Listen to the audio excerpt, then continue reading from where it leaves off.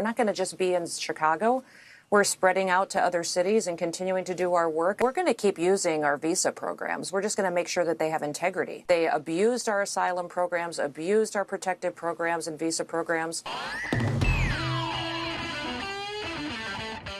We have a couple clips of the dog killer herself, Kristi Noem, on Fox News attempting to defend this militaristic marching of ICE and the National Guard through exclusively blue cities and blue states. So if you can, leave us a like on the video. It lets us know you enjoy the content. We really want to get to 30,000 subscribers, and let's just hop right in. We're not going to just be in Chicago.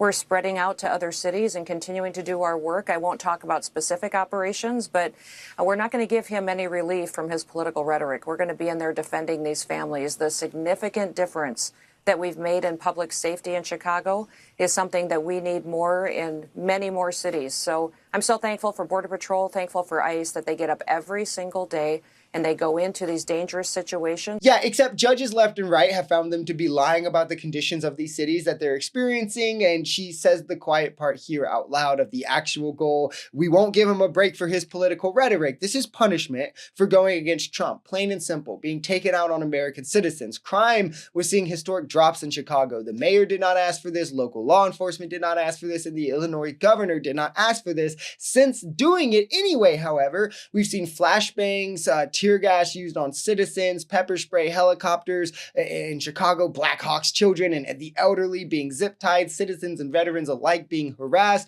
ICE agents pointing a gun at a citizen and saying, bang, you're dead, liberal, among the other horror stories that people have detailed. Like when Trump was asked on this about it and what he thought, he said they haven't gone far enough. And Kristi Noem is now saying they're going to expand to other cities. This is what MAGA voted for. Make no mistake, human rights violations against Americans in the streets of America. They abused our asylum programs, abused our protective programs and visa programs, and we fixed all of it. It's remarkable what President Trump has done, and it's because he's a great leader, he's a visionary, and this man is going to go down as a legend in history as our greatest president ever. Yeah, Donald Trump has overseen the two longest government shutdowns in American history, the latter of which he tried to use to fire thousands of workers and withhold SNAP benefits. He oversaw a manufacturing recession in 2019, a full-on recession in 2020. His massive missteps in handling and how he mishandled COVID, I should say, objectively caused hundreds of thousands of extra deaths. In his first term, he only once outperformed Obama's last 4 years in GDP. In monthly jobs, he only did so less than 5 times. And he was the first president since Hoover to leave office losing American jobs from what he had when he took office. This time, he's violated numerous constitutional amendments, detained people without charge, deported people without charge, including a U.S. citizen child with brain cancer. Greatest president literally where? Like the cope these people have about their failed cult leader is so pathetic that it's hilarious. So now that you guys are getting the bad guys out of the country, there's this debate, even amongst some conservatives, about the legal path and the visa process. Some of the people that don't want to be citizens, but they want to have visas. I want to play this exchange between the president and our own Laura Ingraham yesterday. Let's play it. And does that mean the H-1B visa thing will not be a big priority for your administration? Because if you want to raise wages for American workers, you can't flood the country with tens of thousands or hundreds of thousands of foreign workers. You also do have to bring in talent.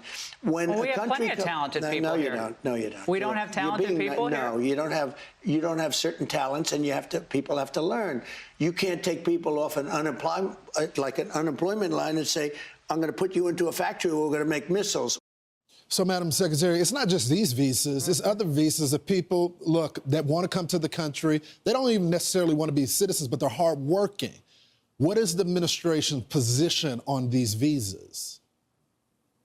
Now, we're going to keep using our visa programs. We're just going to make sure that they have integrity. So 2 things here. First, quickly, they're not removing the bad guys, as we've covered. Over 70% of ICE detainees have no criminal record. Another 10 to 15% only have traffic violations or minor, like the immigration offenses. And only a very minute percent have like any sort of violent crimes or offenses, even allegations, right? They're going into schools, courtrooms, hospitals, etc. The idea that they're getting out the bad guys is a fantasy. They're getting out whatever brown people they can get their hands on. on. It's time that we're just for real about that. Second, H-1B visas are only supported by Republicans because they allow for cheap slave labor. They can force these workers into subpar and frankly inhumane working conditions with lower pay that they're less likely to fight against, because if they're fired or anything of the sort, they lose their visa and are deported back to their country. So Trump just sees them as cheap labor. That's like why he's on board with them. Make no mistakes about that. It's inhumanity and cruelty for the sake of inhumanity and cruelty.